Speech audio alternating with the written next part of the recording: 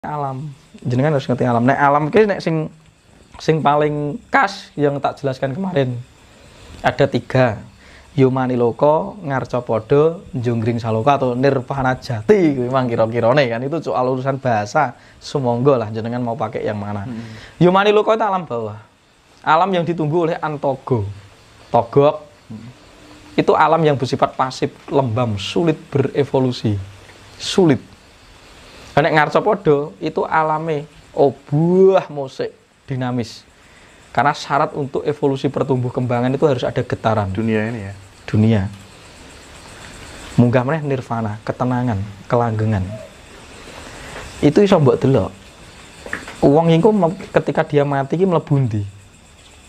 Nek dhek ning kono kuwi galau, kemerungsung, stres, depresi, ya mani loko.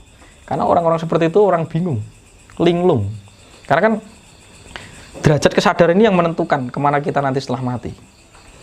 Orang pertama kan ada namanya suluk linglung, linglung, bingung, dunung, renung, henung atau heneng, dunung, gung atau hung. 5 fase.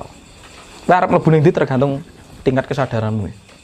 Ketika kamu meninggal dalam kondisi linglung, berarti kamu masuk kepada apa? Yumani loko. Karena yumani loko itu isinya yetmo. Yetmo itu adalah sukma yang linglung. Akhirnya seperti makhluk halus, senengnya ganggu. Karena dia orang yang ngerajuk, tersesat seperti si makhluk alam bawah. Makanya energinya sangat kasar dan memejal. Ketika kita hirup itu jadi kegalauan gitu misalnya. Dan energi itu ada di luar diri. Tapi itu juga sifat dari alam itu sendiri. Nanti ini munggah meneh. Minimal nek teko ning dunung, permenungan, berarti ketika Anda berada di hasil merenungkan dunung. Ketika Anda berada di kedunungan tadi, dunung, itu berarti Anda itu bisa memasuki fase alam manusia lagi. Karena kan wong sing dunung kan iso jelasnya antara elek api gitu. Berarti kan ada alam namanya karma pahala. Lah eneke ganjaran itu ketika kowe dadi menungso. Akhirnya kamu mendapat upah. Iya. Baik buruk, iya, upah baik mendapatkan A, upah buruk jadi B. Sebentar Mas.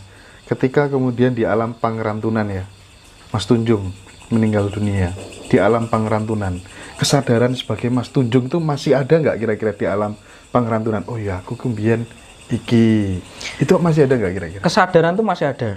Jadi alon-alon ya. Jadi kesadaran itu ada 2 Mas. Kesadaran jaga dan kesadaran pemahaman. Kesadaran jaga tuh tes sukmo sayakti. Kesadaran pemahaman itu sukmo sayakti ketika sudah mengejawantah di dunia. Jadi ingsun anyekseni. Kowe iki mau ngawasi rasa mbok analisa. Iya. Kayak dene turu 24 jam getihmu, ambekanmu, terus regenerasi selmu, kedep netromu, gebresmu, ngisingmu, setinjomu itu tidak bisa kamu kendalikan. Karena itu kesadaran jaga. Lah nek iso mlebu ning kuwi. Makane kon lakone ngematke. Ketika ngematke ben iso mat sinap madan. Ketika kamu sudah mulai mengamati dan sadar, muncul intuisi pemahaman. Akhirnya iso jelas nih. Pemahaman itu adanya hanya di alam rupa binida dualitas. Akhirnya iso ngalani elek, apik, ayu, elek, terus melarat, sugih, aku ki sapa, itu kan gara-gara ada kesadaran pemahaman atau consciousness. Nek kita harus aware, makanya eling itu aware, berlatih aware, baru waspada. Makanya eling lan waspada. Nah itu di alam gung inilah Anda ingsun anyekseni suwung. Dirimu ndak ada. Kayak dene wong les tanpa rasa turu ra kelingan apa-apa. Wes iki aja teko kono sik, aja teko kono. Aku kudu digoleki wong akeh susah. Iya. Jadi tak jelaskan sampai minimal dadi wong saja dulu. Nggih. Minimal aja mlebu ning ngisor, aja mlebu ning bingung. Nek bingung ki uripe kewan, uripe tetukulan. Kalau Anda mati dalam kondisi bingung berarti takut. Pas ketika mati wedi anakku gak iso sekolah, wedi anakku gak iso makan, ngingku pondokku pesantren tak wariske ning sapa? Omahku ngingku piye? Warisane rebutan apa ora? Ketika Anda masih kemerungsung di sini, Kemelekatan. sungsang mlebu ning alam tukulan apa kewan. Terus Tapi kesadaran sebagai manusia dulu hilang dia. Sudah lenyap. ada. Lenyap. Lah berarti kan wis gak sadar dadi wong nek ketika kondisi itu. Gitu loh Mas. Berarti kan samsara to wi, gitu loh. Samsara cermin to wi. Berarti wong ki nek bingung berarti kan gak dadi wong. Karena yang disebut manusia sejati ki sing dunung, yang mengerti. Itu bagi saya, menurut saya itu. Nek sing gak ndek pangerten, cakra anahatanya ndak terbuka, akhirnya gak ndek kepedulian, pangerten ke orang. Berarti duduk uang, kewan kelakuan kan ngono, demet kelakuan kan itu. Mbok arani gitu. Dan nyatanya kan seperti itu. Berarti orang yang belum memiliki pengertian urung dadi wong, karena urung terbuka hatinya, urung dunung. Maka dia 3 cakra ke bawah. Nek ra kewan ya demit. Jadi mbok seneni kaya apa sifatnya kaya ngono kuwi. Makanya ajakan bermeditasi kan ajakan tirakat ben ngerti terbuka hatinya ben dadi wong tenanan. Maka dia terjebak oleh namanya atmolawulawu. Lah atmolawulawu itu manifestasi sukma sakti atau Tuhan yang membentuk insting. Insting bertahan hidup. Mangan turu ngising, daliah teritorial berarti pengen nguasai, pengen duwe iki. Makanya kan nuwun sewu. Nuwun sewu, ketika ada orang pejabat tinggi yang enggak kuat di pangku derajat pangkat, akhirnya masuk dalam ranah politik yang gelap. Mangani wong, ngakali wong, nyengkrem wong, kan terjadi hukum dominasi. Sopo sing kuat mangan. Nuwun sewu, mati iso dadi macan yang alas. Masih saja nih, karena isinya ngono. Nah, ini menariknya di sini. Ketika kira-kira. Iya. Ketika kemudian apa tuh namanya?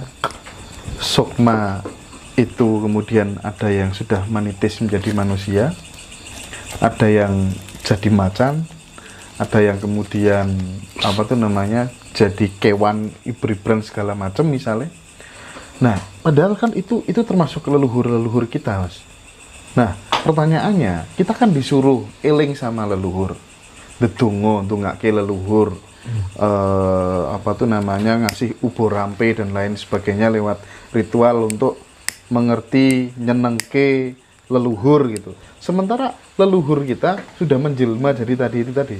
Nah, doa-doa yang kita kirimkan itu berefek nggak? Leluhur yang mana wong sudah menjelma jadi manusia lagi, sudah jadi binatang? Gimana Mas? Aku kok ya kan leluhur kita itu kan di dalam diri kita, makanya disebut makom. Makam sampai ziarah ini ziarah itu menyejarai diri kita sendiri. Orang perlu mbok go ning kuburan kowe iso ndudah awakmu dhewe padha ning kuburan. Karena sesuatu itu terkubur di dalam diri kita. Beribu-ribu bermiliar-miliar. Lah sing mbok anggap leluhur itu hanya keturunanmu saja. Leluhur itu yang maha luhur. Karena di sana juga ada manifestasi avatara. Iso uga ada orang-orang yang winasis itu sudah berada di alam level itu. Kita pinjem sanatnya, kita pinjem software, ngilmune. Karena ini yang bisa memungkinkan membawa kita sampai kepada yang maha luhur. Makanya disebut leluhur yo gak kok trimo mbahmu tok. Makanya wong Jawa itu berlapis. Dari mulai rogo sampai teko sing batin sampai teko sing ilahiyah iki disyukuri kabeh, Mas. Disanati kabeh. Disyarati kabeh. Jadi ngerti, aku matur suwun pertama iki mergo aku dinggokne rogo. Matur suwun keloro mergo nek perjuangane mbahku, akhirnya nglairni ibuku, gedhekne ibuku, karo bapakku iso ndadekne aku. Sampai terus sampai ning wilayah tertinggi yang maha luhur. Para anbiya, para nabi sing wis nasis ning dhuwur software mbok silih sanat-sanat itu. Mergo kowe ya izin suwita ning alam donya ya harus melalui wong sing mendahului Anda. Ya ora mungkin kowe iso arep ning kene gak enek pendahulu. Maka tujuannya mengenal leluhur itu agar sampai kepada yang maha luhur. Dan seringkali leluhur itu dilekati. Loh, aku didampingi mbahku sing ganteng nih, terima kowe tak bal nyolot. Iki berbahaya untuk menjadi justifikasi terus adiguna sak geleme dhewe. Kuwi jenenge wong ora weruh, nang rumangsa weruh. misal bapak sudah kabundut ya, oke deh, aku niat sedekah misalnya, tak niatkan untuk bapakku yang sudah meninggal. Aku niat berdoa, mengumpulkan orang, doakan bersama-sama kakek saya yang sudah meninggal gitu. Nah, itu ada efeknya nggak bagi yang saya kirimin doa itu? Kalau misalnya ada caranya mereka menerima doa atau kiriman kebaikan dari anak cucunya itu, gambarannya bagaimana, Mas Tunjuk? Gambarannya ngeseng rasa, tanda di sekeliling kita juga kelihatan dari segi alam. Nah, alamnya saya pas, ritmesnya pas. Makanya bendino kan eling mlebu metune hawa itu ben sadar itu kan napas itulah yang akan menentukan bener ora kedadean ing alam donya iki dari doa sing tak sampaikan wis teko apa urung. Lah teko ora iki kan jane yo kowe dhewe karena itu sudah mengejawata di dalam dirimu. Tapi akhirnya rada dawa nek bahas kuwi. Ada namanya kumara, Mas. Ngerti ya? Kumara itu data kesadaran leluhur yang berbentuk memori, emosi, dan pikiran yang masih sungsang gentayangan ini mang di sekeliling kita. Makanya sok ngono nek wong ndongane wong mati iki jane duwe karep ben sing sungsang-sungsang ini ndang mentas. Makanya ada pangentas-ngentas. Karena kiayang Mas, nek akeh wong sing kiayang ini akan membaur dengan energi negatif yang ada di alam bawah iki sok ngono nggodha awake dhewe melalui kekuatan pikiran dan perasaan kita. Karena kita nyedot. Makanya nek kowe kon nyedot ambekan iki jane kan kon menukar oksigen to. Tapi kesering kali mbok kotori neh nganggo rasamu sing galau, pikiranmu sing langut. Ya berarti kan yang tidak melestarikan alam ya dirimu sendiri. Terus ini ya, itu Kumara ini harus dientas ke. Nyapa kok butuh uang? Karena di dalam diri manusia inilah ada kemungkinan Sukma Sayekti sik lelenggah. Dan Sukma Sayekti ini memiliki perangkat namanya rasa sejati. Nek sing mati wis gak di rasa sejati, makanya butuh didongakne. Bendang mentas meneh nek iso dadi wong ya ben dadi wong neh kok ben mengulangi lagi. Ketika dia sudah jadi orang, misalnya jadi anak saya misalnya, jadi cucunya dia berarti kan. Yeah. Nah, doa saya berimplikasi kepada dia yang sudah manitis jadi anak apa enggak kira-kira? Iso. Gitu ya. Iso.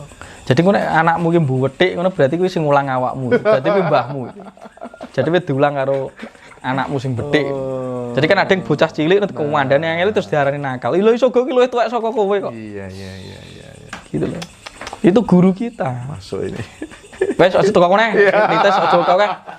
Kundalini Mas. Ndak boleh nek sing nites Kundalini Mas.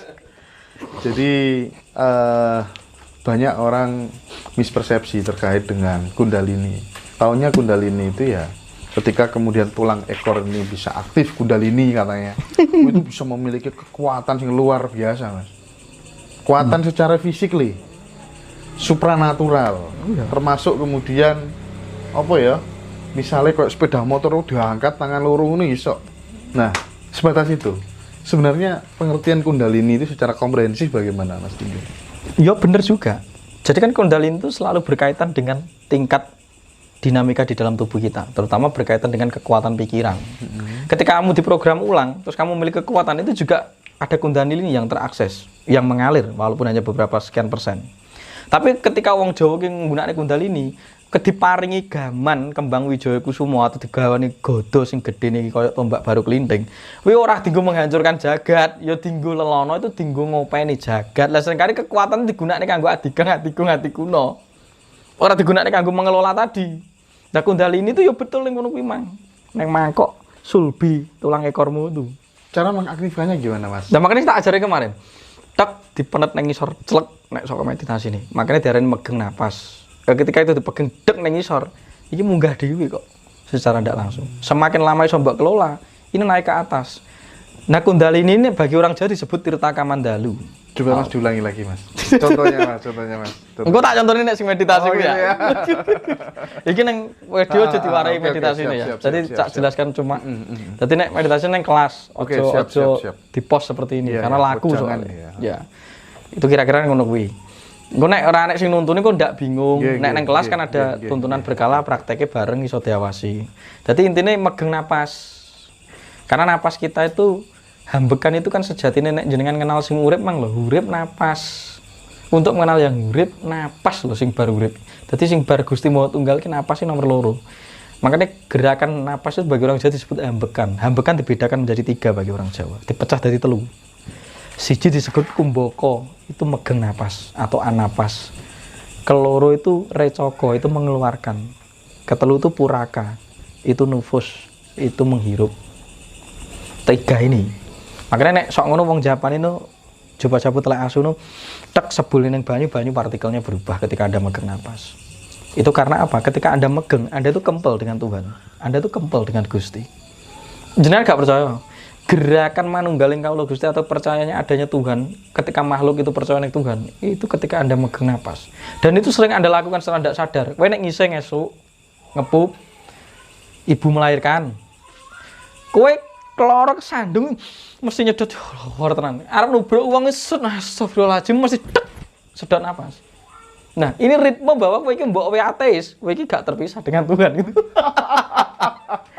Mergo manusia itu memiliki kemungkinan ketakutan wedi karo kematian atau kehilangan dirinya. Makanya gandolan yang napas. Oh iya, pantesan koyo S100 segala macam ngambilnya napas ya. Makanya pernapasan. Iya, Ya jadi praktek deh ya. Nanti prakteknya pas ketemu ini teori ini tak Iya, jelaskan. Mas. Teori ini tak jelaskan. Nanti nek seperti ini harus ada pendampingan. Ben ora koyo tadi mangro tinggal malah kesurupan malah dan lain sebagainya. Karena fenomena kesurupan pun harus dijelaskan juga. Bikin kelas kundalini nanti Mas. Diatur ya Om ya.